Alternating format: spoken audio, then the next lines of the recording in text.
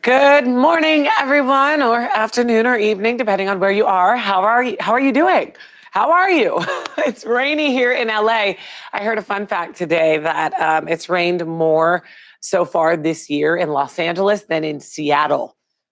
What? How crazy is that? As a Washingtonian, I am from Vancouver, Washington, actually. That is shocking to me. But nonetheless, it's a rainy day here. What's the weather like where you are? Don't rainy days make you want to just curl up in bed, watch a movie? But we can't because we have to go to work. I love a good rainy day to, oh my gosh, I fantasize about binging on Netflix in rainy days, but I have two toddlers, so I don't get to do stuff like that. But I would love to cuddle up in a blanket and watch Stranger Things because, I'm obsessed. I'm officially obsessed. And speaking of one more episode, by the way, and then I'm done with the first season. Start season 2 this weekend.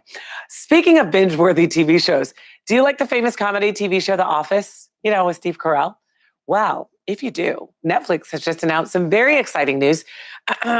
Sadly, The Office is not coming back to life, but Netflix has announced a new TV show called Space Force. This new show is reuniting Steve Carell and the creator of The Office, Greg Daniels, to co-create the Space Force series.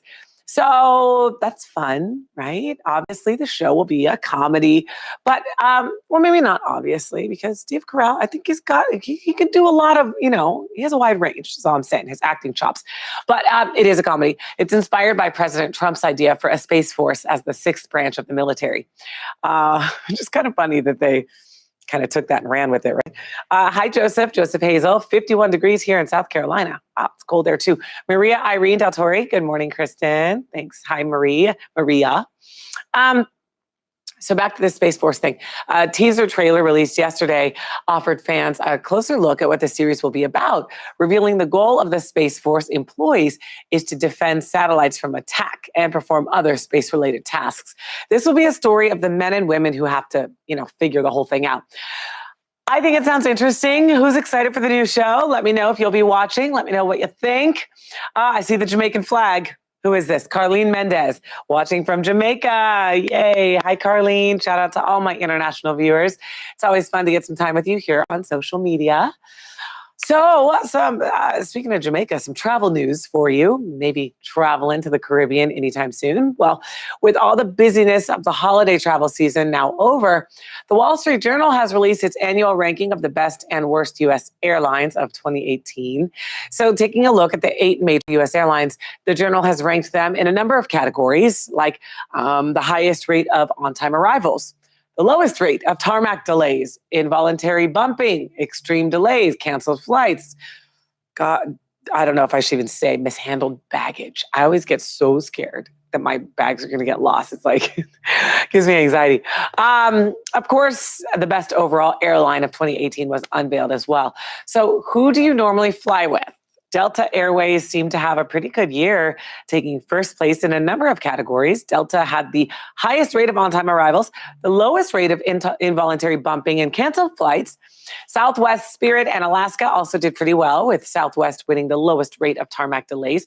Alaska had the lowest rate of extreme delays, and Spirit has the lowest rate of mishandled baggage. It wasn't such a great year for American and Frontier Airlines. Both of these airlines were in last place across all of the categories. Can you guess who won overall best airline? It was Delta Airways, followed by Alaska and Southwest. Other airlines like JetBlue and United were also included in these assessments. I think it's safe to say avoiding American and Frontier will keep you, according to this list, don't get all, personal about it, but American and Frontier will keep you travel happy in 2019 if you avoid those airlines. If you want more details, of course, you can watch Top 30. Also, head to the Wall Street Journal online if you want to see the breakdown of things. And I will say JetBlue has the best first class, and not to get all bougie. I've flown first class like one time, and but it was like life-changing. Let me just tell you that.